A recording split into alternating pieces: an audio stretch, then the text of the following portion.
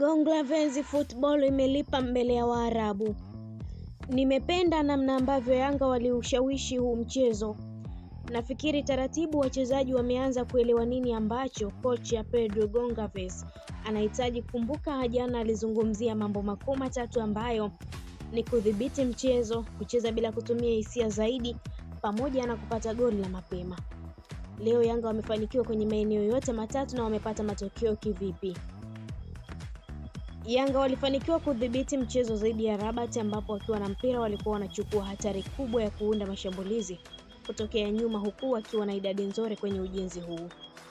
Yanga walipokuwa wanaunda mashambulizi yao, muundo wao ulikuwa na mshikamano 4-2-2-2, ambapo Dube na Maxi walikuwa nyuma ya Hermat na Darag ambao walikuwa viungo wazuiaji wa Rabat, huku Duke na Modathir kama pea ya viungo wa chini, wakati Ekua na Pacome wa kudumisha mapana ya uwanja.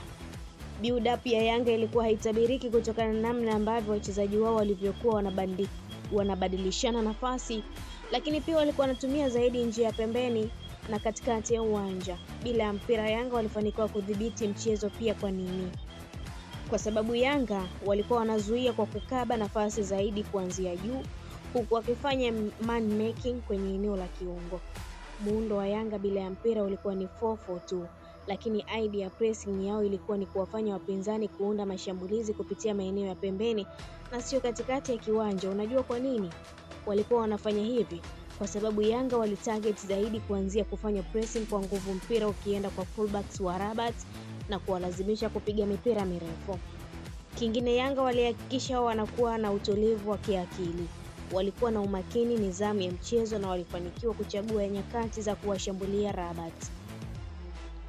Rabat walikosa ufanisi kwenye phase ya kwanza ambayo ni ujenzi wa mashambulizi, kisha hawakuwa na nguvu kubwa kwenye kushinda ile mpira wa pili. Vile vile hawakuwa na hatari kubwa kwenye eneo la ubunifu kutokana na kukosa ufanisi kwenye kujenga na kuendeleza mashambulizi. Jamui, asante Duke, kwangu mimi wewe ndiye kinara kwenye huu mchezo wa leo. Dube anafanya vitu vingi kama mshambuliaji wa kati, ila kuna utulivu bado anaukosa.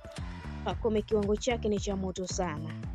Na hii ni Neli TV, endelea kutufuatilia, pia usisahau kulike, kushare, kucomment pamoja na kusubscribe channel yetu ili uendelee kufurahia taarifa zetu mbalimbali za kimichezo kutoka ndani na nje ya mpaka ya Tanzania.